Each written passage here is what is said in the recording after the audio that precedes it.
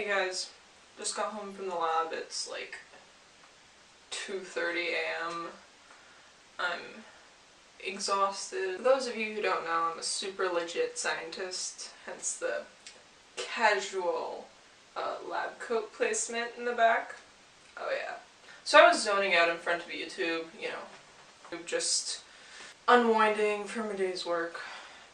And I ended up watching some ignorant girl ranting about this protest in front of Parliament Hill by some scientists, and she was completely off the point, and it makes me really sad when I see issues that mean so much to me being completely misinterpreted by people who have no idea what they're talking about.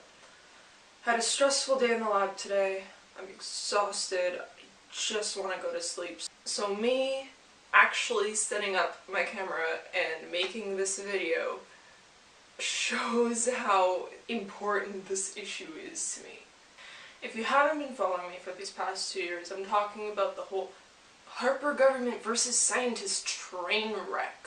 As someone whose job it is to research and learn more about stuff, it's so bizarre to see normal people be so passive about not researching into stuff that they don't know and forming their own warped, misinformed opinions based on random popular ideas they see on social media or just something that they assume sounds right, and then militantly promoting their own opinions to really large and easily influenced audiences.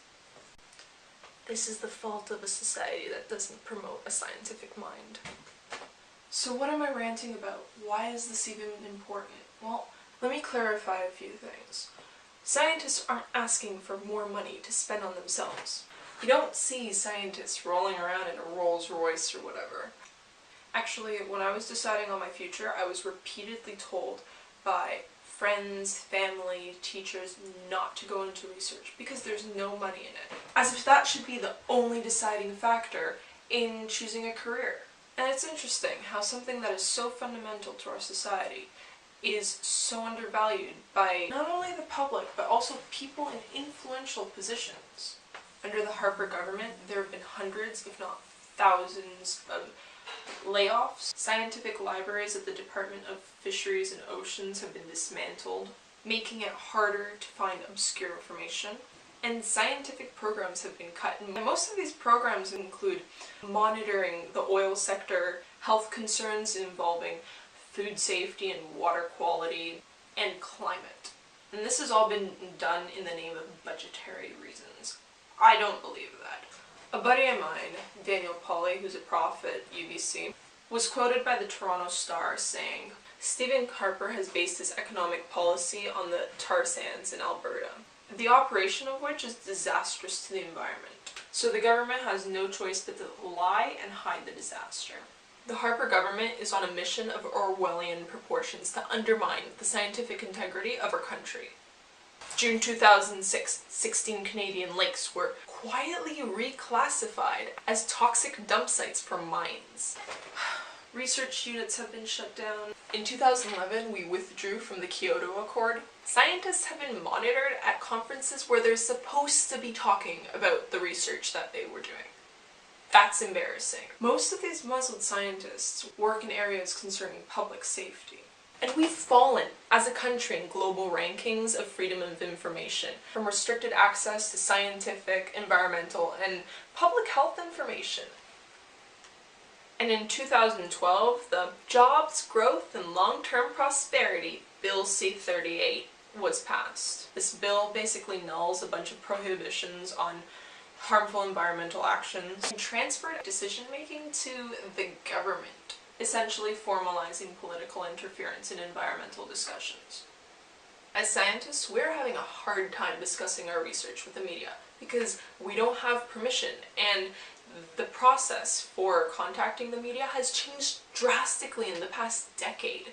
Impossible communications policies require a bunch of government people to approve certain interviews, and in the end, sometimes those interviews don't even happen. Considering the fact that the majority of scientific information reaches the Canadian public through journalists, because academic papers are not entirely accessible to people without the scientific background. So this blatant and unapologetic muzzling of scientists is essentially a suppression of democracy.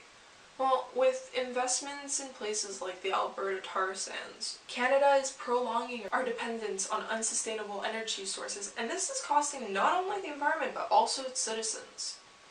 Scientists are here for the public good. In the absence of an informed public, those in power gain the ability to stay in power. What you don't know can hurt you the most. So, I'm not surprised, basic girl. Yeah, I'm talking to you. The girl I'm responding to. I'm not surprised that you had no idea what was going on. That means that the government's propaganda is working. I know I sound 100% done right now, and I swear I'm actually a really nice person. Deep down inside. But I'm just so done. I just want to do my job, and I just want it to mean something. I'm not anti-government. Canada has this beautiful worldwide reputation for being leaders and peaceful and a progressive nation. I don't want to lose that. Also, if you want sources for anything that I talked about today, I posted 2 links in the doobly-doo that I found were very, very informative. But seriously, just Google it. The information is there. Okay guys, I've officially ranted for an hour. I'm probably not gonna put this all in, because especially the minor cases of minor profanities. But I really hope I did at least help one person gain a greater understanding, or at least appreciation, of the scientific community. Because that's all we're here to do. To promote a cultural appreciation of pursuit of knowledge. I'm gonna go to sleep, but